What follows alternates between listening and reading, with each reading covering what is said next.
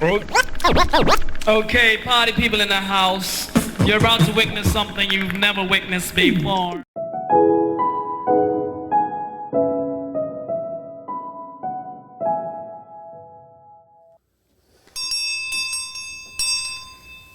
Oh, good morning.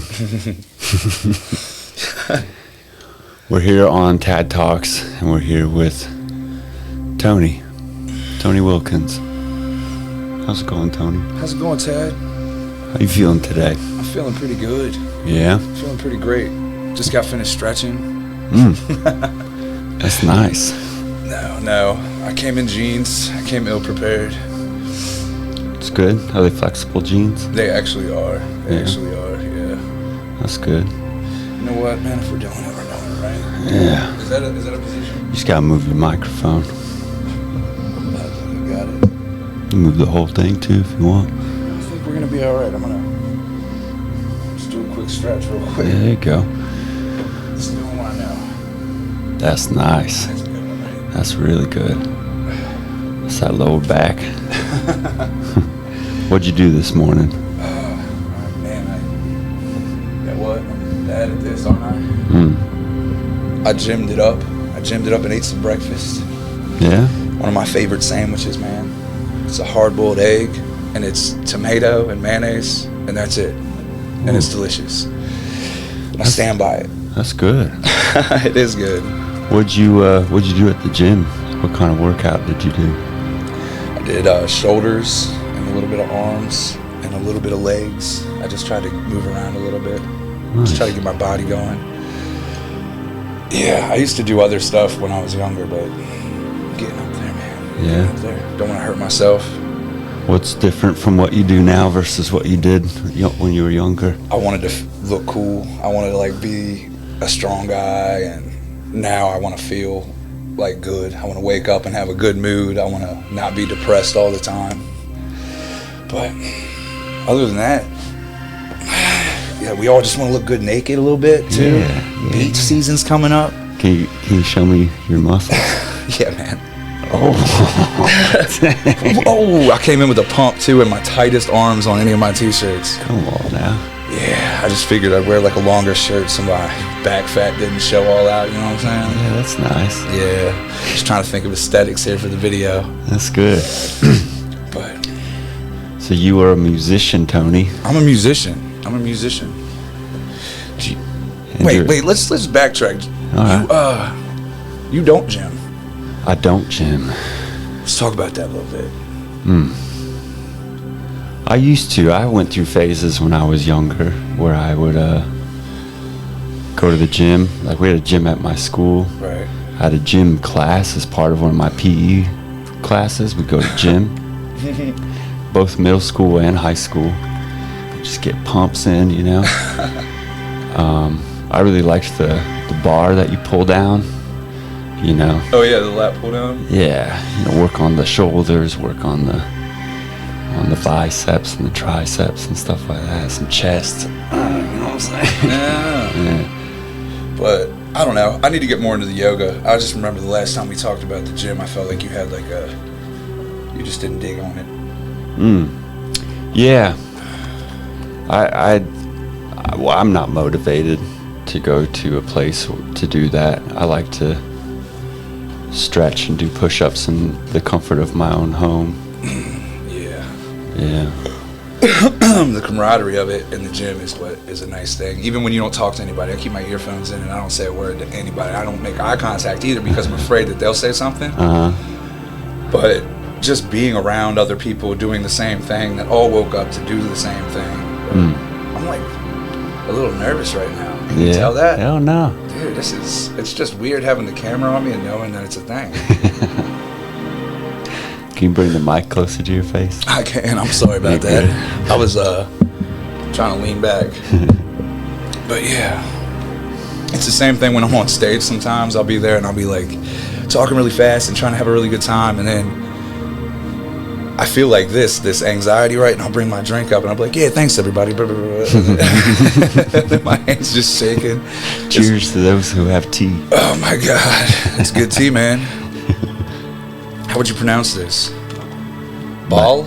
Bye. Bye. Bye. Bye. Sponsor of the show. Bye. I think I looked at the wrong thing. It's good. It is. It's cool, man. How's your breath work doing these days? Honestly, not that good. I hold my breath a lot. What's up with that? You know, I'm starting to feel like one of the things that puts me to sleep is holding my breath. I'll try to breathe and breathe and breathe, and like for the last 20 minutes of the day, I'm like, oh, I didn't get enough breath in. I smoked too many cigarettes, and like, you know, my lungs hurt and all this stuff. I'm backed up, and I'll just breathe and breathe and breathe. But then when I let go and I just hold my breath and I trust that the next breath is going to happen, I feel like all the cells just let go. Right. Yeah. It's a weird thing to choose breath and then to choose not breath. I know I've talked to you about that Wim Hof deal. My buddy Justin's really, really big into it. And I saw it. I think I saw like he sent me some example of it on YouTube or whatever, and I did it with him. And I held my breath, but at the end you hold your breath and you exhale. You do like 34 deep breaths and then exhale them all or whatever. And then at the end, it's like your cells are so oxygenated that you can hold that breath forever.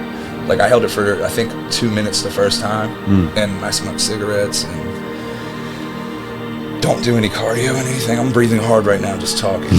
So it's like, yeah. How long you been smoking for? Oh man. I mean, I quit twice for a few years. Really? Years? And you went back? Yeah. It wasn't by choice. but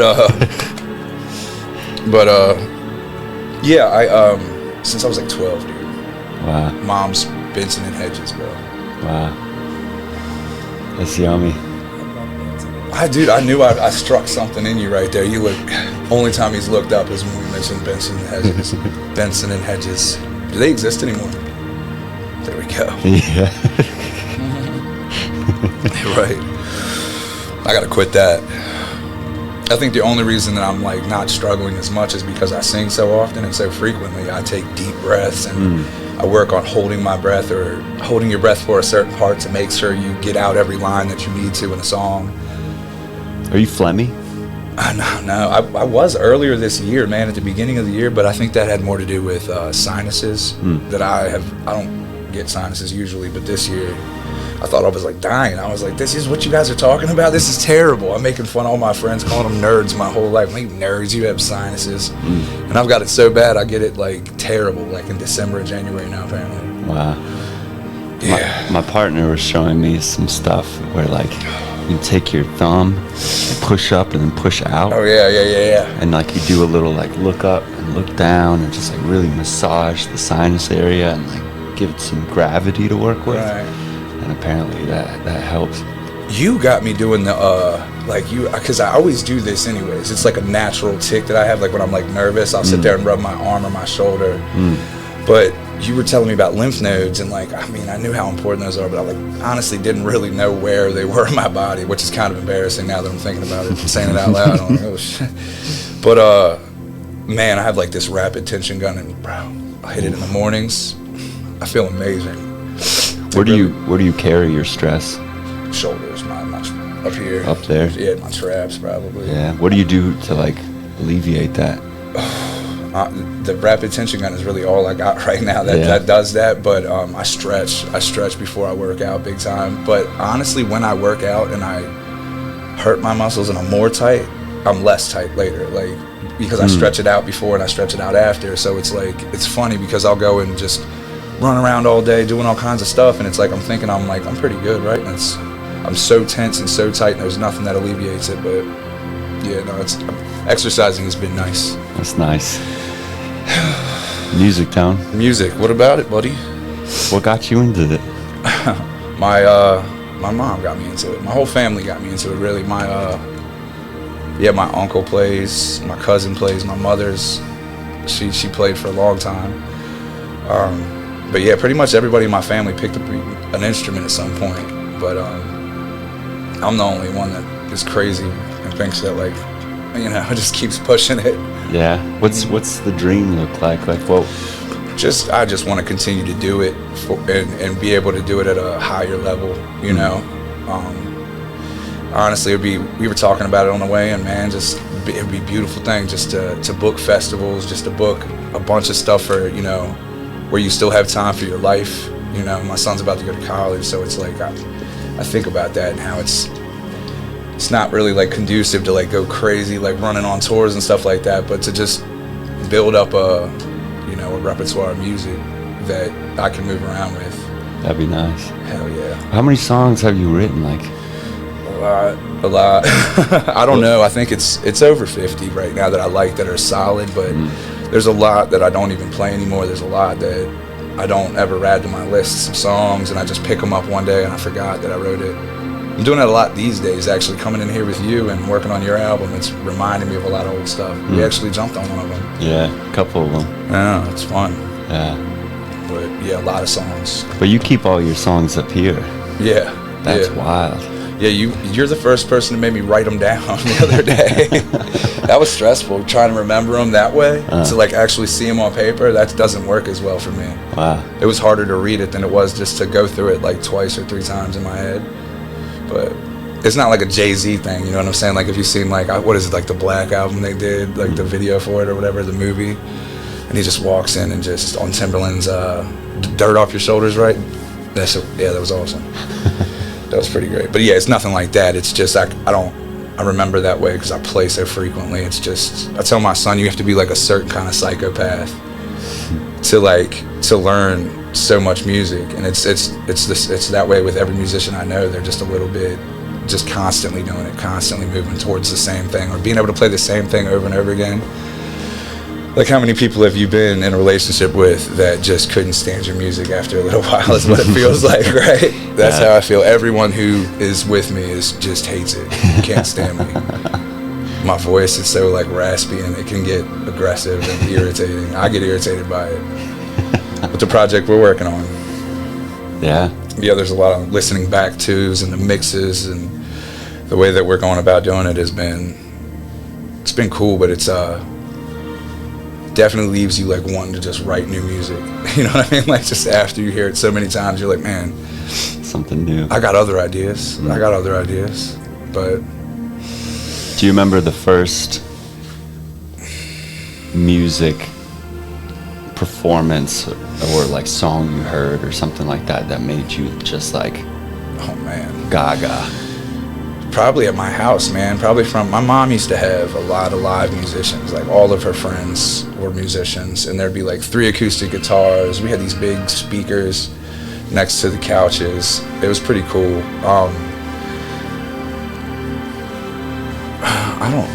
I guess that's a tough question, man. But because I'm going back, right? Like I'm thinking like the earliest, but honestly, I remember Toad the Wet Sprocket had this song, man, and I was at my sister's house. I didn't even know who Toad the Wet Sprocket was, but I was at somewhere my sister lived, and I stole it. It was just sitting there, and it had a cool cover, and I was like, mine. And I went home and I listened to it, and there was like one song that I love. I still, to this day, I can't find it. But maybe I'm thinking it's because there's no way to regain that novelty of like just finding something and loving it for the first time versus like now I have this extensive, list of music that I know and I can reference, and I didn't then. But yeah, I looked for that song a lot. That's sweet. Yeah. But I don't even think I would. Yeah, I think they've got a few that are like popular for a while. Do you remember Toad the Wet Sprocket? Man, you do? Yeah, dude. Oh, and you know who else, man? The Presidents of the United States of America, brother. Like Peaches. Yeah, that album. Yeah, but not Peaches. I honestly skip that song every single time. I don't think I've heard another song off that album. Oh my gosh. Oh, the whole thing is a banger. Doom Buggy, Bo Weevil, like the whole thing, man. I still listen to it to this day. Go ahead. You ever mess with Chumbawamba? Chumbawamba, what? How do I know that? Yeah, that's that. Yeah. That was. I was in. I guess I was in high school, middle school. I don't know. Where were you at? I was like 4. Yeah, get out of here, dude. Yeah, I was probably like 6. 6 or 8. I'm glad this like continued to roll on, because for a minute there I was like, I think it's just like the moment, like when you start, it's starting anything, right? But it's like your music career or going to the gym. Yeah, for real. I remember you'd call me, be like, I got a gym membership, I'm going to go to the gym. How many months did it take me to actually start going, dude? I paid for that membership for like 7 months. You went like 4 times. 3 times, 3-4 times, like to start, and then Fell off, and then got back for another, week or 2, and then fell off. And it's a process getting like the motivation and understand, like identifying with a person who works out is like what I'm trying to get back to, because it used to be not a question. It's like, do you do this? This is how you keep your body healthy. This is your part of your process of your day. And man, when I used to go play gigs and stuff, like it was started in California. I would, if I didn't work out and I went and did like, it wasn't a gig, it would be open mics in California. But I would go to an open mic, and if I didn't work out that day, everything felt off. But if I worked out that morning, my confidence level was higher. Honestly, I feel like everything moves in your body better. Like your voice can be better. Like you're forced to drink more water. There's a lot, but yeah. When was your first performance ever? It would have been with, I don't know. I guess I had. Oh, you know what it was? It was what was that place called? They closed it down the next day, man. A friend of mine owned it. A guy that I went to school with. I can't remember what it was called. It was a brewery, but it shut down, and I played there with locally here. Yeah, Weed Coffin had it set up. It was right across the street from the old Sheets. The old Sheets. Or from the Sheets on 85. It's like right back there. Oh, interesting. Yeah, it was called something pub. I still have the shirt or something. I don't remember. I feel terrible for not remembering right now. And how old were you? This was 2020, like 21 maybe, 2021. So you started late in your career. Yeah, I did. I started really late. I didn't write a song until I was like a full song with a chorus, and like it was really just verse, chorus, whatever. But I was like 33. It was like 31 maybe. Wow. But I mean, I had written 1 million verses and like 1 million like little hooks, because that's like the funnest part sometimes, like just to make something catchy and like, or some, I don't know. It was just because I listen to a lot of hip hop, and I love those, like I just love the way that those songs can just like, you can sound just so cool just by saying like phrases in a specific way. And I can't rap, but I play guitar and I sing, and I just like that part. But yeah. That's nice. Yeah, so it took a long time, but yeah, I don't know. After that, it was like just water. It was just opened up a door. It's just real easy now. That's sweet. And you still believe? Yeah, I love it. So even if it's just no matter what, I'm like, it's the best thing in the world. Doing it every day, like having the opportunity to do it, like through the art, like. Doing that every day, like, and having that is like just switching back and forth throughout the entire day. Like by the end of the day, like I can feel pretty good if I was like productive in both of those things. Like if I wrote a song or wrote a verse and then I got some work done with the art, it's just at the end of the day, it's just like, man, I can do whatever I want now. Like, and I'm gonna feel comfortable about that. Like, and it's nice. It is nice. That's sweet. And you do this full time. How many do you think you did last year, gigs? It was over. It's hard to say. I could go back and count, but I don't. I should. There's several a weekend, wasn't it? Yeah. Sometimes it would be. I see some guys out here, pulling like 3 in one day, like 2 days in a row, and then have one the night before, and then I've seen Sully do some crazy stuff. He's like, I'm coming from Pittsburgh. Yeah. Freddie Long is another one, man. That guy gigs relentlessly, but I think it's Yeah, it was under 100, but maybe right around there though. Wow. Which is pretty crazy because there's only so many weekends in a year. Yeah. I was counting that up, and I was like, is that accurate? Can that be accurate? But I guess like Thursday gigs, sometimes Friday gigs. Yeah. But yeah. Honestly, it's really fun. It's really.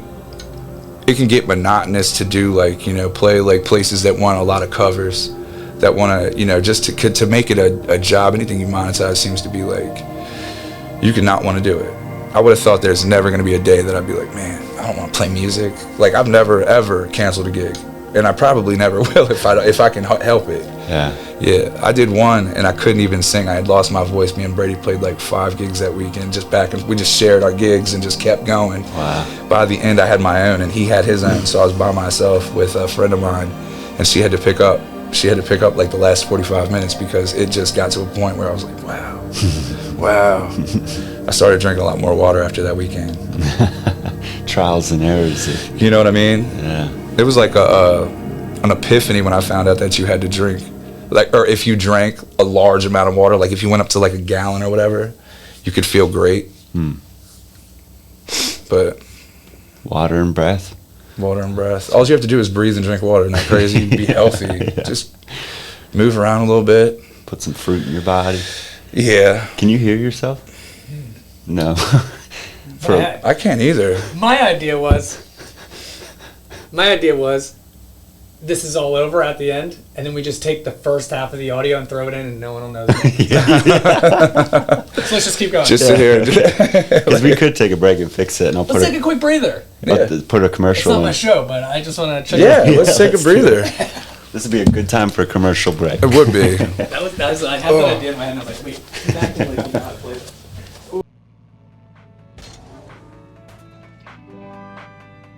The people that made you bad,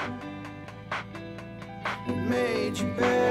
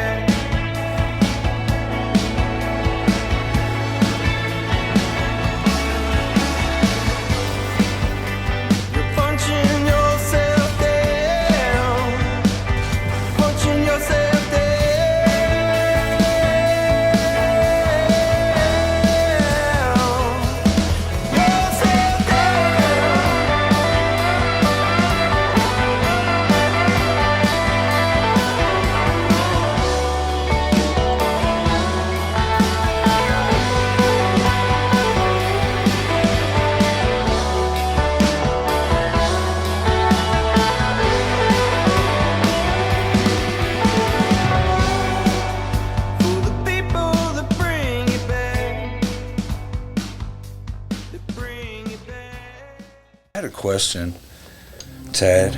Yeah, what's your question? The movie Flow, bro. I wanted to talk about that movie a little bit with you.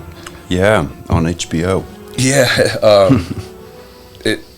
So we talked about it before I had just seen it. I told you I'd left it on for the dog or whatever. And there's a part in that movie that I'm curious as to what you think about it. It's The death? the bird. The bird ascending. Yeah. And then the like, you read what it I looked up what they thought it meant, and it's just a bunch of people's ideas, but I want to hear from the creator, man. Like, what was the intent here? Yeah, it when I watched it, I think it was confusing for who I was watching it with. I mean, it's a beautiful scene, you know, it is, visually. Yeah. But I think, you know, the Mayans believe that there's, and I may be getting these numbers wrong, but there was like 9 underworlds and 13 heavens or something like that. Right. And I think that, you know, we get to experience other people's deaths, but when you die, it's kind of like going to that next, you know, like you've served your purpose here. Right. You pass. Everybody gets to feel it who still needs to remain on that plane, but the entity that passes moves on to, you know, join the cosmos. Right. You know? And if it was cool to have the cat kind of go up with it and then come back down and be like, your time's not done here. You know, there's another flood to endure. It just felt like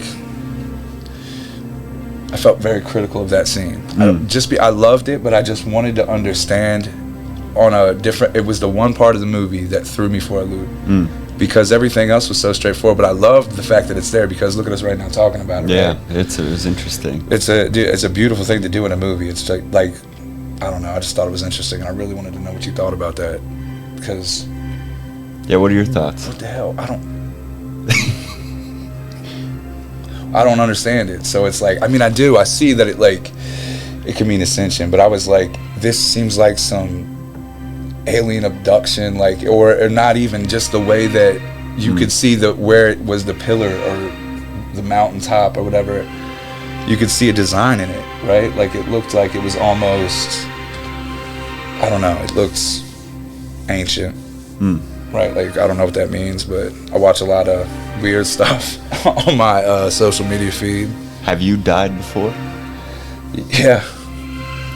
Yes, I have. Yeah. A few times. Few times? A few times. You getting into it?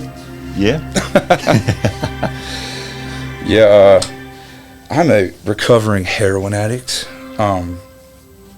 as you well know. But yeah, I mean, I guess, you know, I did the whole thing, the whole spiel, but yeah, I had a big problem for a while, and there's really bad stuff out there that people are like getting caught up in, so it did it to me. I wasn't used to it. I didn't know it was around, and it was like a good about 10 times where I ended up in like a hospital for it, or I was told that I was, you know, didn't have oxygen for a long period of time. Or I couldn't talk for a few days because I didn't have oxygen. I couldn't formulate words, and I thought I was going to be that way forever. But, yeah. Were there parts of you that were left behind during those moments? I actually only had one experience and it was the first time. Every other time was just like I woke up. But the first time, have we never talked about this? I don't think so. Yeah, okay. Let's go. This so you mean to grab the tissues? No, it's not. It's actually just, it felt like an informative moment in my life. Like it was like a revelation kind of not what's to come, or maybe it's just like what I've kind of always assumed. But I woke up. I remember standing in front of a mirror, and I didn't have a shirt on, and I was wearing these shorts.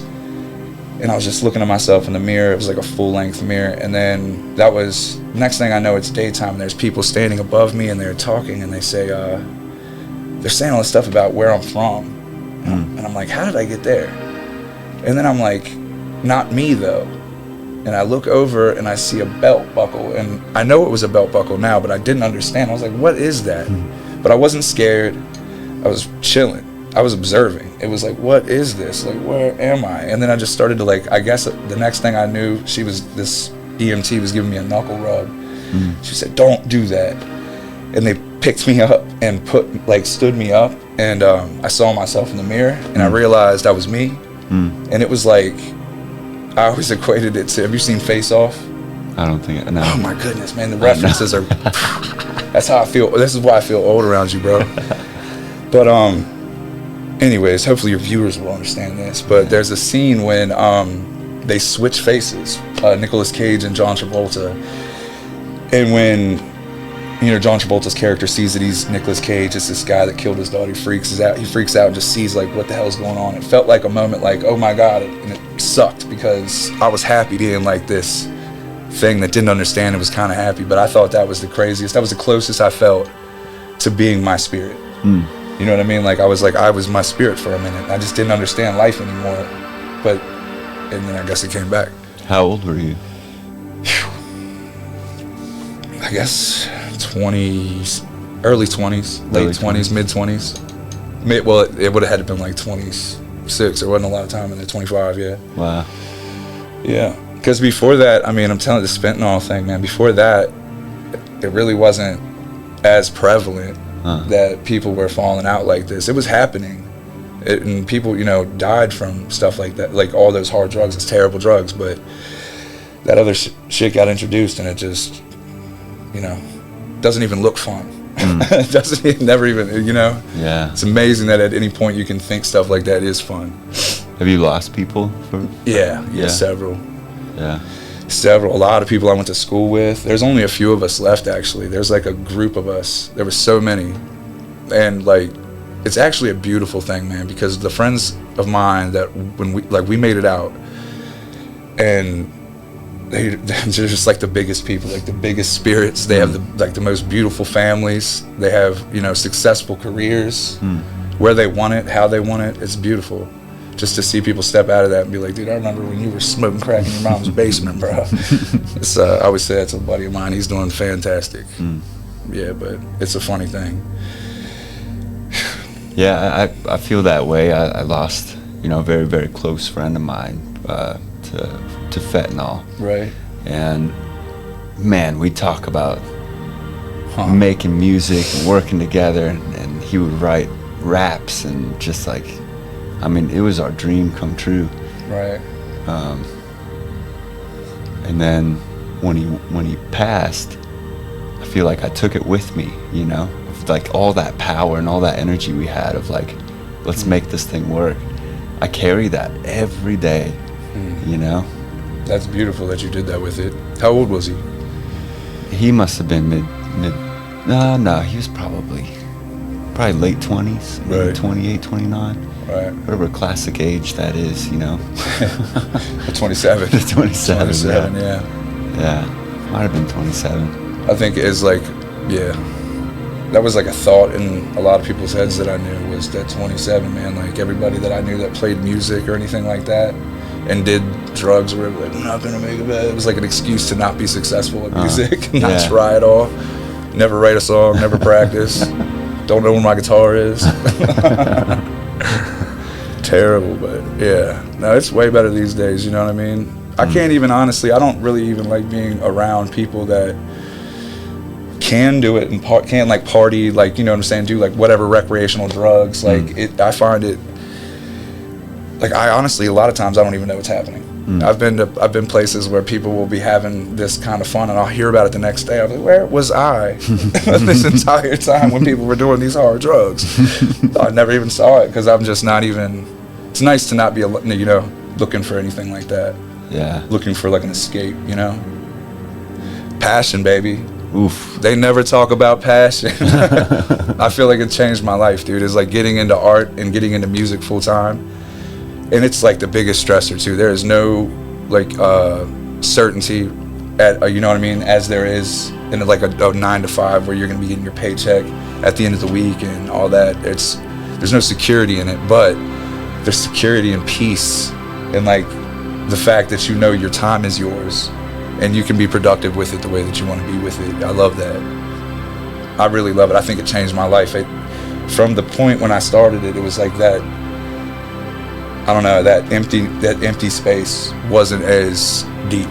You know what I mean? I remember the first time I met you. Well, first time I saw you, you were at Cellar Door open mic that Sully was hosting. That was like my third. That was like your third. It was you and Sean Boy. Sean had long hair. Yeah, boy. Yeah, it's right before you went off to California. You were like, yeah, I'm gonna go to California. And I was like, man, this guy's awesome. This guy's I thought you were about to clown me, dude. I was like, this fool thinks he's going to California to make music. No, I went for the art, but yeah. The music, I always like to say that, but it was always in the back of my mind that I'm going to go play some music too, right?